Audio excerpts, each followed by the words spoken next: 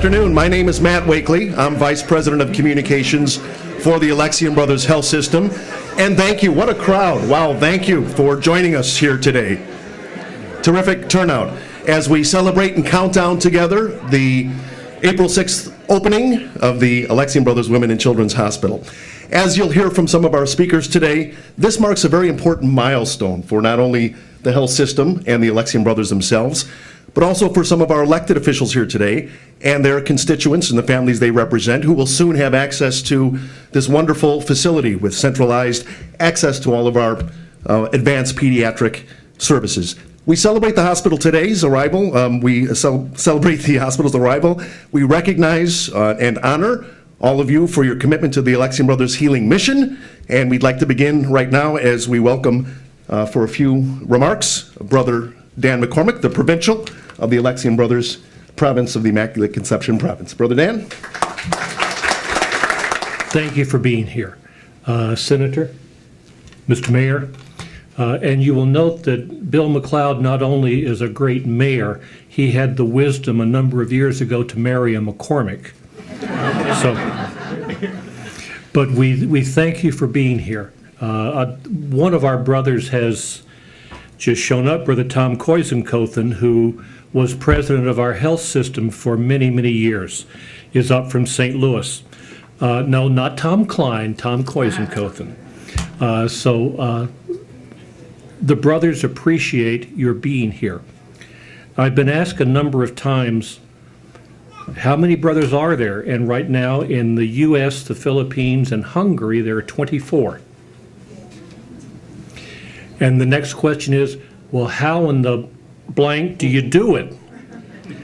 And look at the person next to you, person behind you. Go ahead, take a look.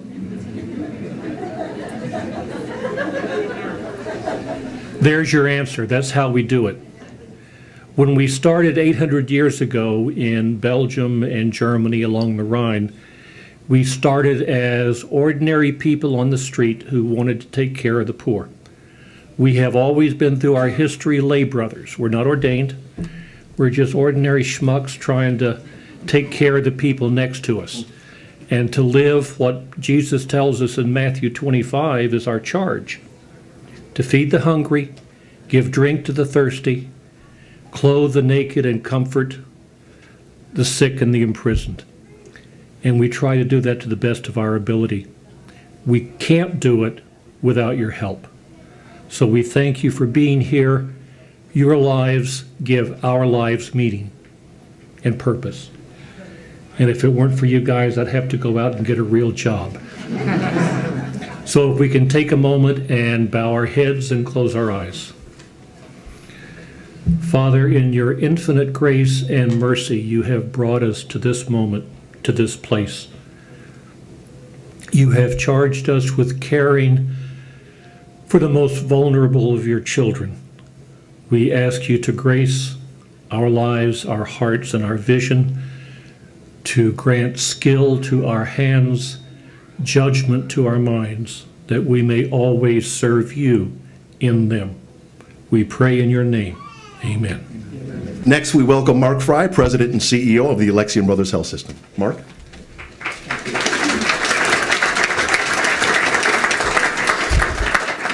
Well, first of all, thank you all for taking time out of your Fridays to be with us today. This has been a very, very fascinating and interesting journey to get to this point, and I've met so many of you today who have been instrumental in getting us to this point. When we conceptualized this hospital, it wasn't really thought about as just a women and children's building. We thought about it in terms of transforming the care of women and children.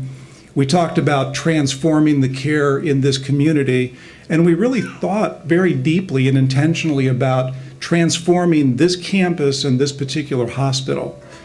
And what we really had in mind was developing a women and children's hospital that was really commensurate with some of the best facilities that are in the country right now.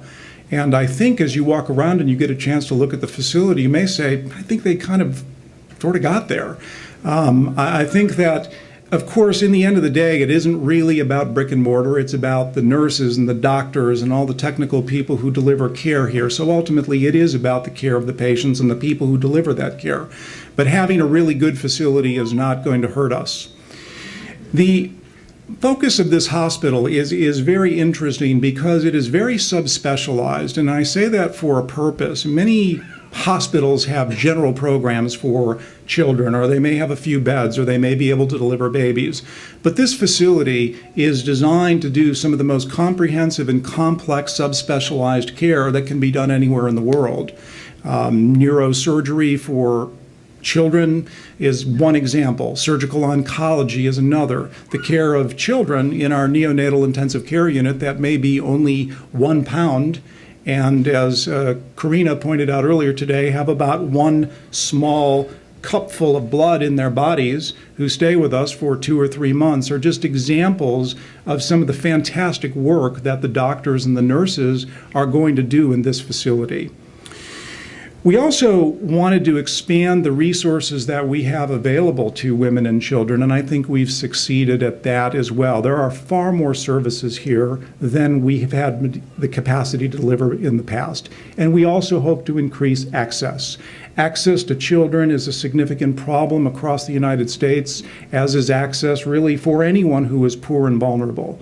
So I think that what you see here is an opportunity for us to open our doors for more people who are poor and vulnerable in our community, to make sure that no one is turned away and no one is denied care that they so very much need and frankly deserve.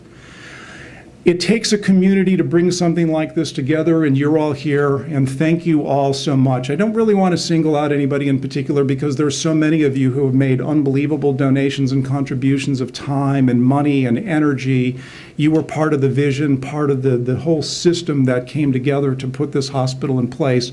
And I want to thank you all on behalf of the Alexian brothers and on behalf of all of us in administration and all of us who work here in this health system for everything that you've done for us. We could not have done this without your help. I was asked by Melanie, and probably those of you who know Melanie, you never say no to anything Melanie asks you to do, because you'll pay a price if you do.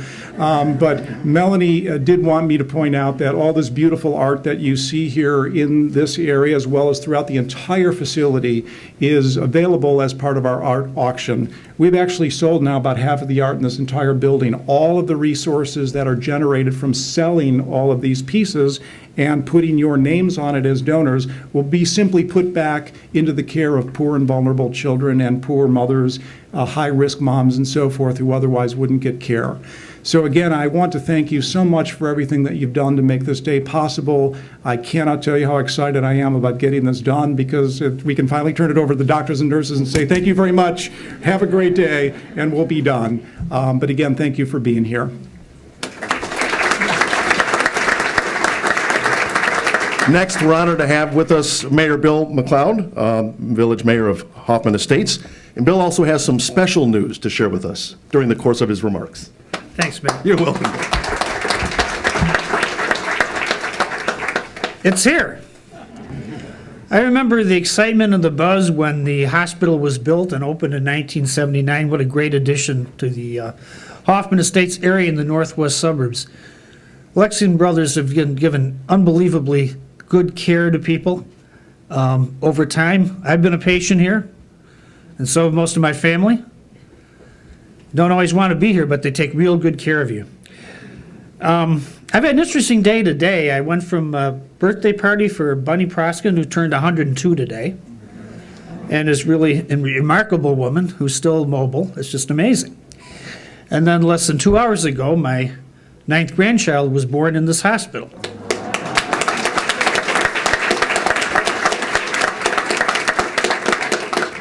Of the 9 I have, 6 have been born at St. Alexius. The other 3 are out of state. There's nothing I could do about it.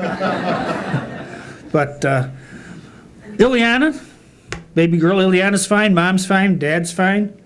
I'm okay, I guess. Grandma's kind of a wreck. It was a long delivery, but we're really excited about this because this facility will be able to provide, as has the other hospital, the great service that Alexian Brothers has always provided.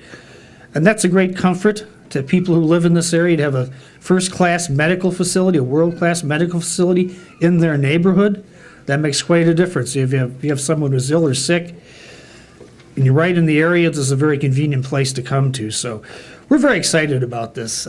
We appreciate everything that the brothers do. We appreciate the impact that the hospital has, not only from a medical and a health standpoint, but also from an economic standpoint. Thousands of jobs and people really in the medical industry come here also, and they're located close to here. So this is really an economic engine for the village of Hoffman Estates. So I can't wait to get out there and cut that ribbon. Thank you very much.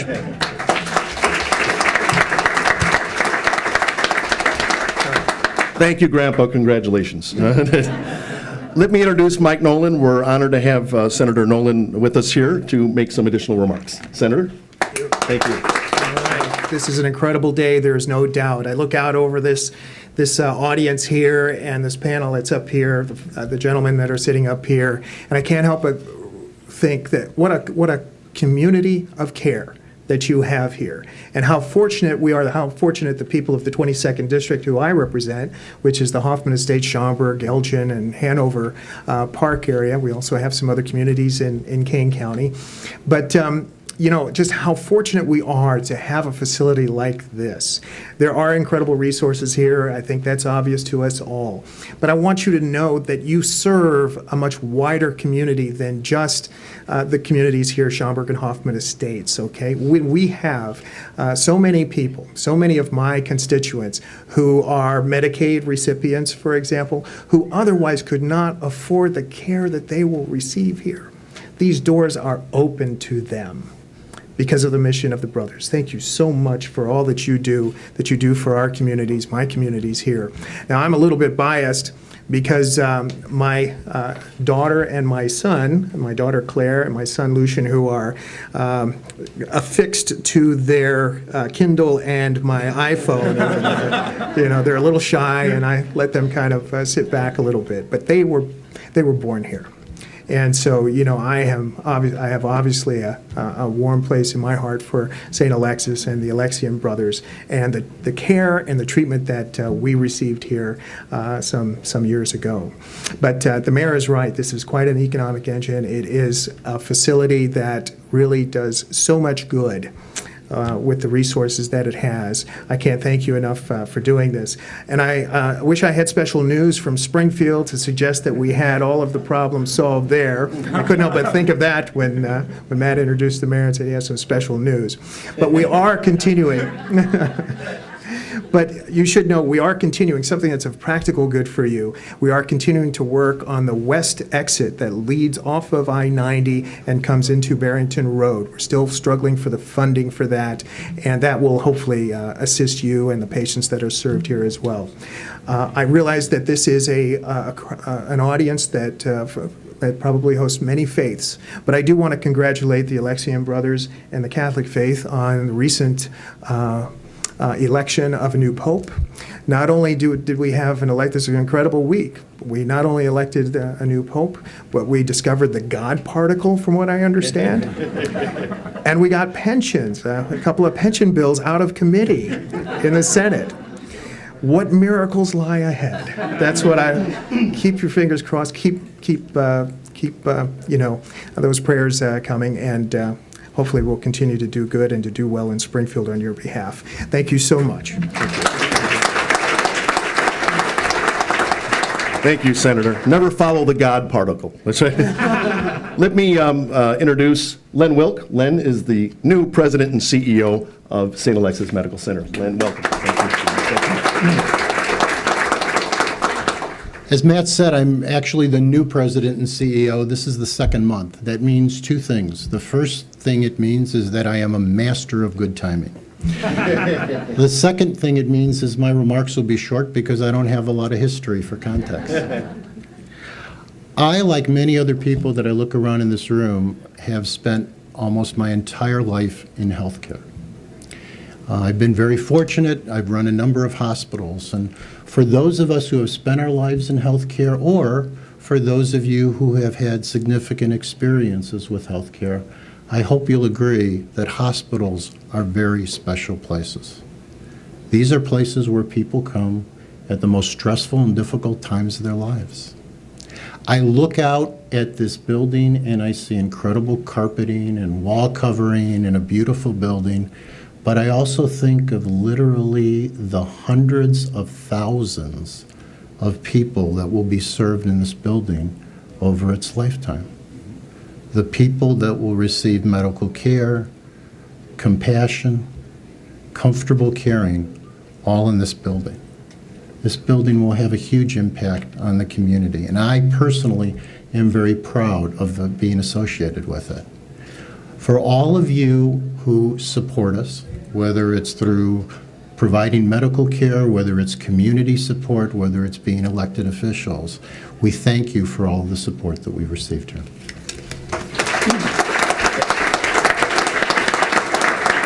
Thank you. Just a quick note, Mark mentioned the art auction. Please make sure you have your art catalog. In here, it's a guide to all the artwork that you see on display within the hospital, including the costs. You should know that the artwork that you see was made entirely by Illinois artists. Many of them were made by our young patients ourselves. This is a sponsorship opportunity, so it's a gift to support the Women and Children's Hospital. So you won't be taking the art work home with you, so those of you who have screwdrivers and hammers, put them away. That's right. However, what you will get is a plaque, permanently affixed next to the piece of artwork, recognizing your generosity. So if you have any questions about the artwork, the artists, anyone wearing, I believe, a red button can assist you and answer questions about the artwork. So now we ask you to, one more thing before we depart and go on our tours, we ask you to help us make today official by joining us for our ribbon cutting. It's a little wet, we understand. We don't blame you if you watch from the window. However, anyone that would like to go outside and partake in this monumental occasion, you're most welcome to. So give us a moment to get situated, and we'll see you either outside or inside.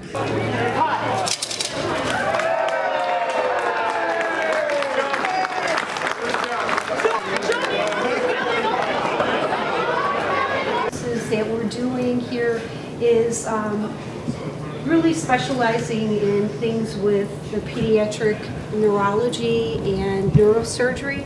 Any baby that was born too soon, usually they have a long stay, 12 weeks, or they can be here 3 or 4 months. They'll actually come down to the clinic, see their neonatologist, and then they'll also see the developmental team to make sure that they're meeting all their milestones. So it's a really great clinic. They have a dietitian that comes, and then the whole team is there to make sure that those folks don't have to go to 5 different appointments. Right. And they're seeing their regular pediatrician as well, but this is just that little bit extra to make sure they're meeting those feeding milestones and those developmental milestones. Only about 200 pediatric neurosurgeons in the whole country. The whole country. Correct. One of them will be on staff here. Yes. One of them is full-time on staff here already. Right. Yes. But you're right, there's very few pediatric neurosurgeons in the country. Produce only about maybe 5 or 6 a year. And I think one of the things that we've been able to do, if you look nationwide, there's really long waits for developmental pediatrics, for neurology, those can be 9-week waits. We have added staff to meet that demand, and so usually we can accommodate a patient within 30 days. So and same thing with pediatric surgery, we can get them in usually within a week or 2 weeks.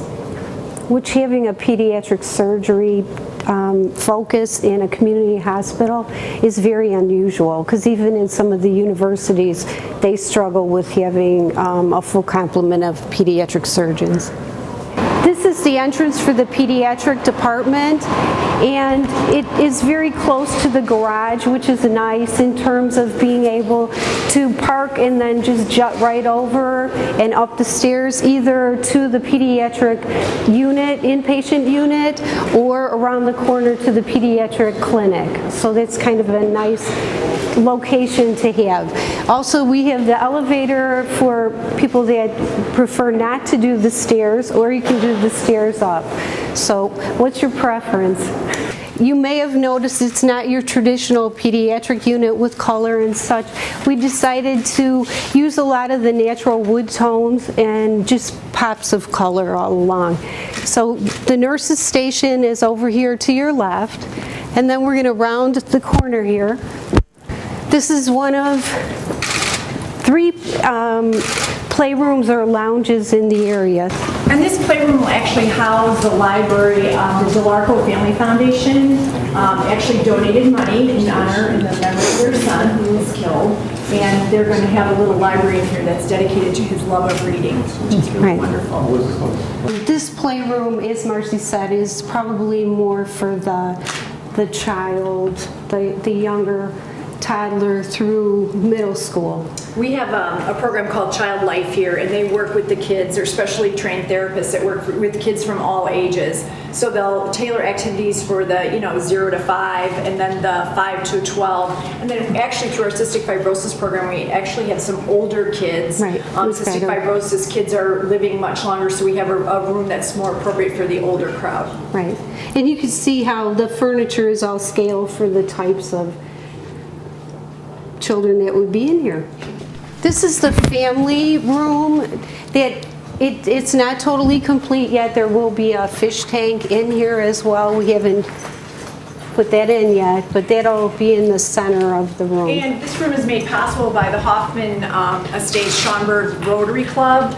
They were our first civic gift of over $250,000, and they're finishing up their payment on this. So it's through their efforts and their fundraising that we are able to have this beautiful room for our families here. We developed a playroom specifically for children that have some sensory needs. So if you want to come bounce in here, it's got a nice padding in case you would have a child that potentially could be seizures or something. That we took that into account, as well as the colors that are more subdued. Although we wanted to keep with the theme of the floor, we chose something that would not be real challenging for them from a sensory perspective. The last one is a teen lounge. We're not calling it the playroom because it is designed for teens. And that would basically, this is a very nice room. As Marcy said, we do have a number of cystic fibrosis patients that do come and stay with us for a period of time, and they're a little bit older, so we thought to give them the light and the window as well as the gaming chairs, and they'll have big screen TV as well as games placed in here. So to make their stay a little bit nicer, because they are here sometimes for almost 2 to 3 weeks. A couple of the nice features that we will have is, aside from obviously the area for the patient, there is a computer at the bedside for charting for both the doctor and for the nurse. There's a family zone for the family that provides seating, as well as this pops up as a table that can go at multiple heights for if the dad was here working, whatever. And also this pops up and folds down into a bed, so you would have the ability to sleep in with your child. You wouldn't have to go home, you could stay right here. We're also going to have a refrigerator, under-counter refrigerator for everybody in every patient room. And how many rooms look like this? There are, on this floor there's 24, and then there's 8 pediatric intensive care down at the end of the hall. So all of the rooms on the pediatric floor are this way, set up very similar. One of the things that I want to point out too is the canopy outside. I don't know if the way you came in, if you noticed, there is kind of a whimsical, kind of like a circus type tent, and then underneath there's lighting, and in the evening hours we do turn those lights on, and you can change it for the season. For example, at Christmas we had them red and green for the holiday. So this is a pediatric intensive care room. It's pretty much similar to the peds room. Same kind of setup for the parent, where you have the family zone, allowing them to have some relaxation time but still be with their child. And then a lot of complex gases and setups for them to be able to care for very critical kids. We do have, once again, the pediatric neurology. That's a major component, so we would have children coming back from neurosurgery. Up here in the NICU, if you come on over, you'll see the rooms are a little bit set up differently because our babies don't need bathrooms. This is actually an Omni bed, which this one piece of equipment costs about $30,000 for this one piece of equipment. One of the nice things with it from an equipment standpoint is it does have the capability of the hood to rise up and allow for access into the baby, and as they grow you can just put it back down and just use the portholes to access in and out. The NICU babies can be as early as 24 weeks when a full-term baby is 40 weeks. So they're quite tiny when we first are caring for them here. They would weigh probably close to a pound. So if you think, and they're probably about maybe 11 inches long. Probably 10% of the total births.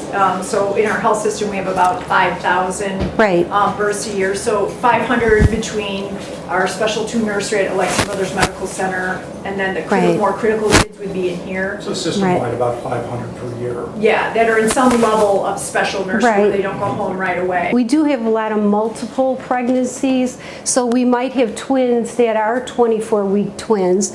And so to avoid the stress, we developed the rooms where they actually have windows or a doorway in between, so you could have your set of twins and all you do is are walking between the rooms. So for example, I might have my daughter in this room and my son in that room, but I can walk between the rooms, which is really a nice feature, that the parents can feel like they're not just paying attention to one baby or the other, that both of their babies are within basically their same rooms. Every third room is set up where it could have the twins like that. We also have one room in the corner, it's a very large room, which opens up also to accommodate triplets. So with our high-risk population, it's very likely is we'll get the triplets. On the labor and delivery floor, on this end there are 14 labor and delivery recovery suites, so we can take a peek in one of them. As you can see, you've got the labor bed that the mom will labor, deliver, and recover all in the same room. We also have the baby bed set up right in the room, so the baby will stay with the mom from the time of birth until she's transferred down to the 5th floor, which is the mother-baby unit.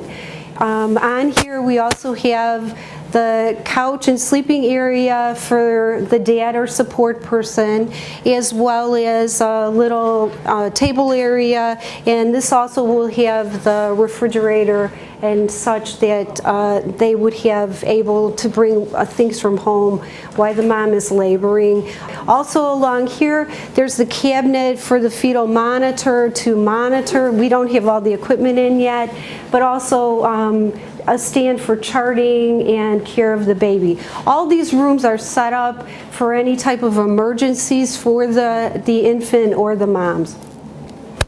This hallway, although it looks very similar to the other hallway, is for the antepartum patient, and these rooms, there's 8 rooms that are for the antepartum patient, which is the mom that's a high-risk mom that comes in prior to her delivery. She could stay here a couple days, she could be here a couple weeks. One of the reasons we chose this side of the building, and I'll show you one of the rooms, is because it faces the east side and it's got a view of the golf course. You can see it's very similar to the LDR rooms. The only thing is you don't have that extra space for the baby because this would obviously be before the baby's born. But we did choose this side because we thought when a mom is here for an extended stay, at least it's something, you know, that she can view and look nice, and if we weren't so foggy, you can actually see the skyline downtown. We have 8 of these, and they're the high-risk moms that would come to stay with us for various things. Sometimes they're in preterm labor, sometimes it's a medical condition that they're being cared for. I'm a mom that comes in, I'm not quite sure if I'm in labor or my doctor sent me over to have a test. This would be the area and there would be a cart here, and the patient would be evaluated and assessed, and if they needed to move to the labor side or if they moved to the antepartum side, if they would need to stay. Gives us a nice privacy for the exam of the patient, and also a nice traffic flow because we have doors on this side which goes out to antepartum, and then we have doors that go the other side for the LDRs. So it's kind of like this is your triage point of which way you're going. Although we have the refrigerators in all the rooms, we also decided that we'd make like a little nourishment station out here, especially for the dads and the family members that the mom is staying for a long time. So we've got that over here. This is the OR. With our high-risk population, having the OR and the ability to quickly move a mom in that needs to be delivered rapidly, having 3 of them is a real advantage because you never know what might be coming in the door as well as what you've got going on the floor. So after the C-section, there's a 2-bay recovery room. So we do a lot of programs, a lot of outside programs, lots of free childbirth education and safety classes. So all these will be down here either in this smaller set of conference rooms or in our large conference center, which is right here. So here's our large conference center. Actually, our first conference will be on April 13th. It's our Center for Pediatric Brain Symposium. We invite doctors from all over the region. Probably have 75 physicians attending. Unless you were heading into downtown Chicago to one of the university medical centers, you won't be able to access some of these services in other places. So it definitely expands your geographic reach without question. Yeah, in our neurology group, we get referrals from, it can be from Springfield, from Chicago, from Rockford. So we do, that's a large catchment area. Another big program that is has a large reach is our endocrinology program. It's an outpatient program on the campus of ABMC, but they have 5,000 visits a year in that clinic, and kids come from all over Joliet, from the west, north, to treat with that doctor and that comprehensive program. It's a big project to get and move all the moms, all the infants, all the pediatric patients who are in the existing facility and move them into the new one. Even though it's next door, it's still got to be done sort of all at once. And April 6th is the morning, and everybody's got to transfer from point A to point B. And everybody's got to know where all the equipment is, how to use it, where to find all the things they need, how to use the new technology. So it has to go flawlessly. There can't be any quality or safety events. Actually, it's probably going to take less than 4 hours to move everyone as far as what we're anticipating. Obviously, from the perspective of the clinician, we wouldn't be moving an active labor mom. We'd wait to move her over later. Our NICU babies as well, depending on how critical they are. Those babies, just moving them slightly can cause them a lot of stress. So that would be evaluated as well. So for a short period of time, we may run 2 units until everyone can safely be moved over. On that day, we'll have 2 teams. So there'll be 2 NICU teams, 2 pediatric intensive care teams, and 2 anesthesia teams, 2 OB teams. So everything will be run in parallel until everyone's safely brought over. myalexiankids.net. There you can watch progress of the construction. We have a time-lapse feature. You can watch from the day we dug a hole in the ground all the way up until today.